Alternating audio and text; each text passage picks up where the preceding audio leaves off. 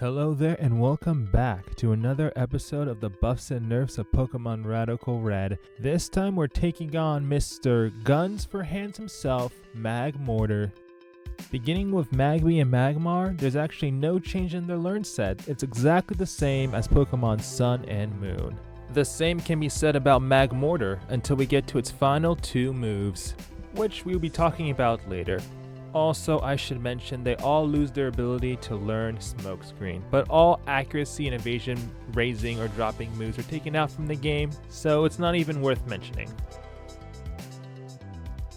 Now let's go into Magmortar's buffs, and I actually don't know when it acquired this one, so I'm going to call this section the pre-1.9 version buffs. And the first thing we see is it learns the move Steam Eruption. And this is a super powerful move. It learns at level 70, so we're talking endgame, and it has 120 base power with 95 accuracy, and it's the first water move that Magmortar learns. It also has a chance to burn, so yeah, this move is pretty freaking amazing. This was a buff that Magmortar needed because now it can take on its weaknesses to rock, ground, and it can hit fire types pretty hard now.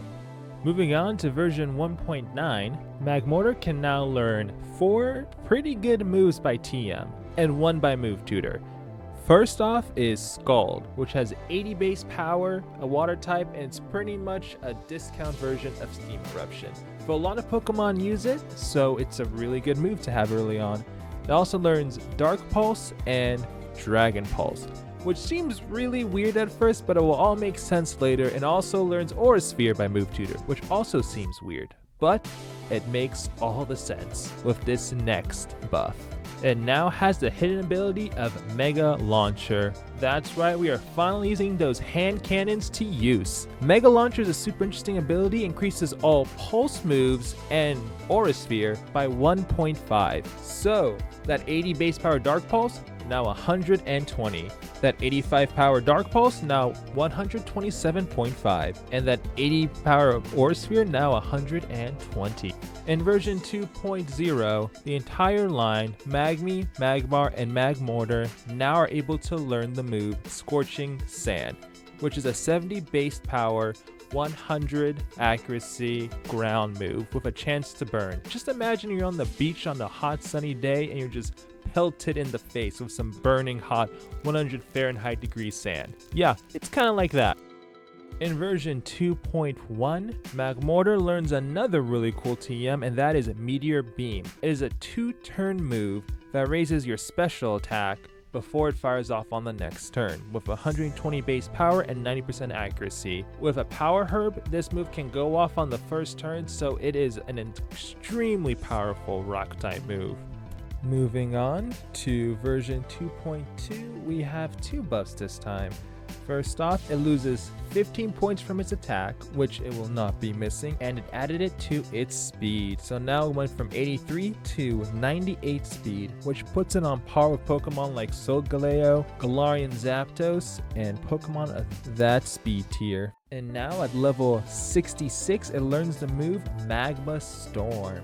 It has 100 base power, 150 after stab, and 75 accuracy, and its secondary effect, it traps foes for about 3 to 5 turns. And it is the only move that traps Pokemon in this game. Oh, what did you say? What, Fire Spin? Whirlpool? Wrap? Infestation? I'm sorry. Unless we're in Gen 1, get those moves out of here. They don't exist. And to give Magma Storm some more props, it is the signature move of Heatran, an OU Pokemon, actually an Uber tiered Pokemon that is still wrecking the meta with its ability to use Magma Storm. And now Magmortar has access to this move. We're gonna see those hand cannons do some work out there. And as you know, I love to compare competitive tiers between vanilla games and Radical Red, because Radical Red is predominantly a very competitive-esque game. And it's PU in Smogon, but it is a UU Pokemon in Radical Red. And let me tell you why. I didn't mention this before, but Mega Launcher gives this Pokemon the edge it needed. The type coverage on this Pokemon is insane. Let's just go through it. Alright, we have 2 water types moves with Steam Eruption and Scald.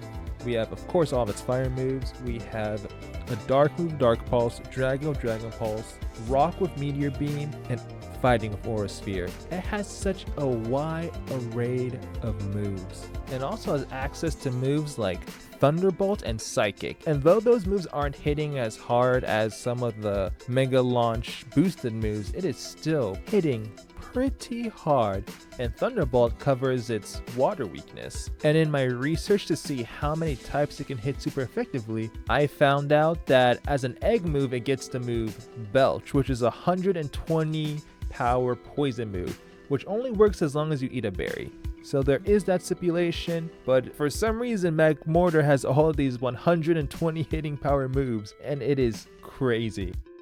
Oh yeah, and by the way, how many types can hit super effectively? Every single one. This doesn't take into account a lot of the dual type Pokemon, but if it's a Pokemon with a single typing, or those common dual type typings, then there is a very good chance that Magmortar can hit that Pokemon for some super effective damage.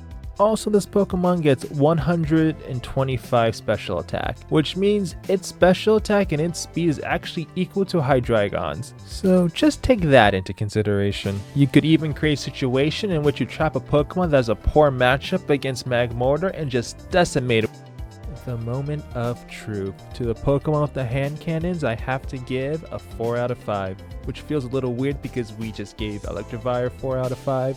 But it makes sense. It's able to hit a lot of different Pokemon with super effective, powerful hitting moves. Though I feel like Magmortar has the same problem that Lucario has, in which it has a lot of really good moves, but you only have 4 move slots. But the main reason why it gets a 4 out of 5 is because it feels like a different Pokemon. You don't play Magmortar the same way you would in Pokemon Diamond and Pearl when it first came out. If you're up versus a Pokemon that resisted you in Diamond and Pearl or in Sun and Moon or in any of those games, good luck. And that 83 speed meant it wasn't outspeeding a lot of Pokemon, so you probably would get knocked out before you even had a chance to I don't even know, what moves would you even use? What, Fire Blast?